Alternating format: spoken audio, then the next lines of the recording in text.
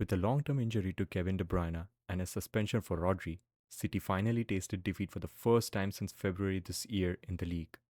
Arsenal have not managed to beat City in the league since December 2015, which came in a season where we saw Leicester lift the title. With City not creating a single big chance against Wolves and both teams being close in XG from open play at 0.47 and 0.53 respectively. It is clear that they struggle to create chances in that game. Even against Newcastle in the Carabao Cup, City struggled to create chances with just 0.33 xG from open play and 0.87 xG overall. With Mikel Arteta focusing on controlling games and limiting chance creation for the opposition team, it should be interesting to see how City manages to cope with that. As history has told us time and time again, we should never discount City in games like this, and I would not even say that Arsenal are favourites. But if there were a good time to be going up against City, this one is arguably the best chance Arsenal have got. Arsenal's captain is one of the top attacking midfielders in the world right now, and watching him glide with the ball is, with the lack of better words, magical. That said, Odegaard has some off performances when coming up against teams like City. With an overall rating of 6.6 against Spurs earlier this season, a 6.6 in the 4-1 loss against City last season, a 6.5 in the draw at Anfield, and 5.9 against City at home last year. Odegaard has not always hit his best in games like these. There are definitely some good games, including Liverpool at home and Spurs away last year, but we should expect a good consistency against the top teams in the league from Odegaard.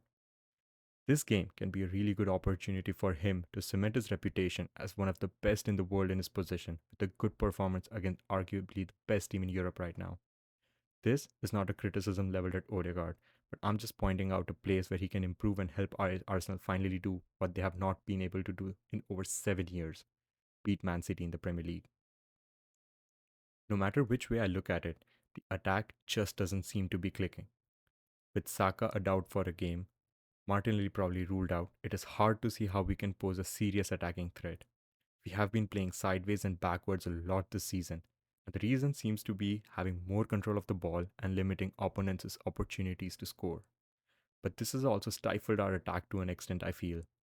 I would admit that the front three of Saka, Jesus, Martinelli have not yet played together, and we do not know what that could lead to.